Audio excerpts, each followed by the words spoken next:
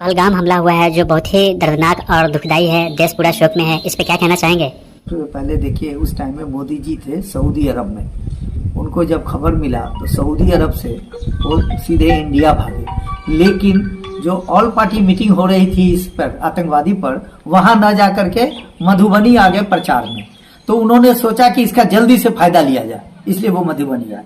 आप देखे होंगे जितना भी आतंकवादी हमला हुआ है, जैसे उसका मिसाल है कठुआ ट्रक अपहरण, बारामुंडा मोड़ खदान विस्फोट, अरनिया आत्मघाती, उरी आत्मघाती हमला, कठुआ पुलिस स्टेशन हमला, सोफिया जिला सैन्य हमला, पठानकोट वायुसेना बेस हमला।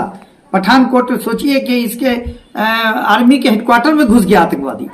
बारामूला सैन्य काफिले पर घात लगा के हमला, सोफिया गश्ती दल पर हमला, कुलगांव बैंक बैन पर घातक हमला, अनंतनाग सैन्य पर हमला, अमरनाथ यात्रा नरसंहार हमला, सोपोर आईडी विस्फोट।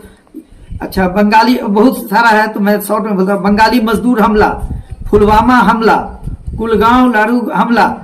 ये करीब 30-40 हमला देखिएगा तो बीजेपी के शासन में हुआ, और ये उसी टाइम में होता है जब इलेक्शन का टाइम होता है।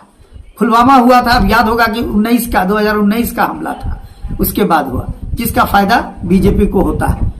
और ये अभी अमित शाह गए थे, एक हफ्ता के अंदर अमित शाह गए और उन्होंने कहा मीटिंग में, अब यहाँ सिक्योरिटी की जरूरत नहीं है, इस एरिया में बहुत ही सेफ हो गया जम्मू कश्मीर, आतंकवाद का खात्मा हो गया, आतंकवाद का खात्मा हो गया।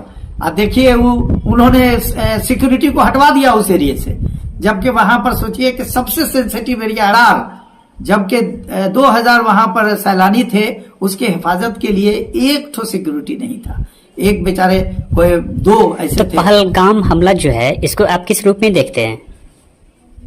पहलगाम हमला इस बार जो हुई है इसको किस रूप में? आप हमसे कबूलवाइए दीजिएगा। नहीं तो ये देखा जा रहा है कि जो लोग सवाल करते हैं सरकार से, ये सरकार तो उसके ऊपर भी सरकार एफआईआर कर रही है, चैनल को बंद कर रही है। ये जो उनके खिलाफ फैक्ट बोलता है उसको या तो अरेस्ट करते हैं या तो उनके चैनल को बंद कर दे रहे हैं। 4 PM इतना बड़ा चैनल था, सोचिए संजय सिंह का, वो बंद कर दिए परसों से। टोटल 16 चैनल उन्होंने बंद किया। तो क्या लगता है, बोलने की आजादी पे ये सरकार रोक लगा रही है? बिल्कुल बोलने की आजादी पर रोक लगा रही है। आप ही सोचिए, पहलगाम हमला जब हुआ था तो आतंकवादी को सिक्योरिटी हटा दिया गया था। तो सेंसिटिव जगह पे ये सिक्योरिटी हटाने का क्या रीजन है? मतलब ये जानबूझ के उसको सेफ पैसेज दिया गया आतंकवादी को आने के लिए, कोई चेक नहीं हुआ। और ये भी जान लीजिए कि करीब 1 घंटा तक वो नरसंहार करते रहे और करके आराम से गए 1 घंटा में भी, जबकि 10 लाख आर्मी वहां पोस्टेड है जम्मू कश्मीर में, किसी ने चेक नहीं किया। अब वहाँ के स्थानीय रिपोर्टर भी एक बताया है कि वहाँ जब वो यात्रा करते हैं तो 5 किलोमीटर 10 किलोमीटर में 10 चेक पोस्ट होता है, और इस बार जो है कहीं कोई चेक पोस्ट नहीं था। तो बिल्कुल ये सेफ पैसेज दिया गया हमला करवाने के लिए आतंकवादी को। आप ये तो मतलब, अच्छा, बॉम्बे कांड भी जो हुआ था आपको याद होगा, ताज होटल पे जो अटैक हुआ था, इतना बड़ा बॉम्बे में कांड हुआ था, उसमें बीजेपी की हुकूमत थी। जब जब इनकी हुकूमत होती है, ये इलेक्शन का टाइम होता है, आतंकवादी हमला होता है, जिसका फायदा बीजेपी को मिलता है। अभी देखा गया है कि 2 बेटियों ने सवाल किया सरकार से, तो उस पर एफआईआर हो चुका है। एक लेखिका है, एक जो है सो नेहा सिंह राठौड़ है, और एक कवित्री है। तो इस पे क्या कहना चाहेंगे? ये नेहा सिंह राठौड़ तो खास करके एकदम फैक्ट बोलती है। अगर फैक्ट बोली तो बीजेपी के खिलाफ होगा, इसलिए उसको एफआईआर हुआ, उसको अरेस्ट भी कर दिया जाएगा। 3-4 लड़कियां ऐसी हैं जो फैक्ट बोलती हैं और उस पर एफआईआर होता है।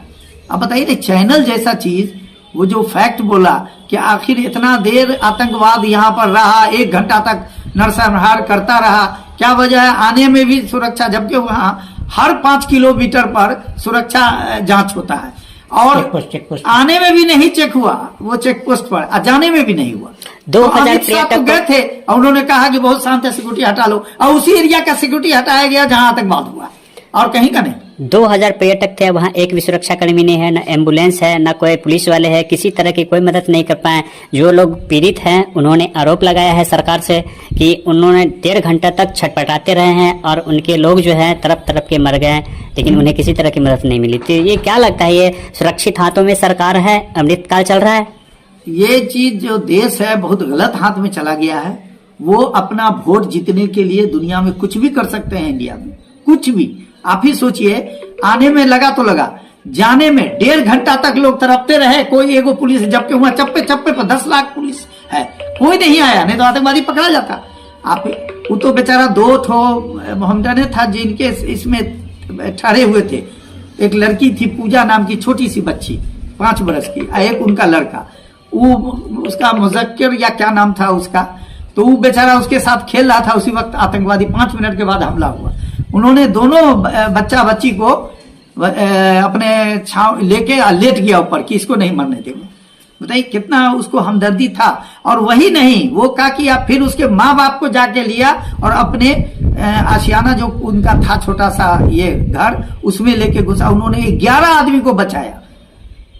और ऐसा 2 आदमी ऐसा किया।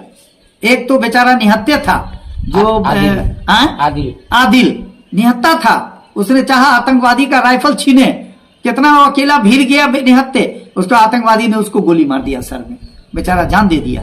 और तब यहाँ हिंदू मुस्लिम किया हुआ है, सिर्फ इसी के लिए, हिंदू मुस्लिम करने के लिए। देश की जनता को क्या संदेश देना चाहेंगे? देश की जनता समझदार बने, एजुकेटेड बने और समझे कि क्या वजह है। ये 2 चीज मेन है कि बीजेपी के टाइम में ही आतंकवादी हमला क्यों हो रहा है और इलेक्शन के टाइम में ही क्या होता है। अभी बंगाल और बिहार का इलेक्शन जीतने के लिए ये सब करवाया गया और कुछ नहीं।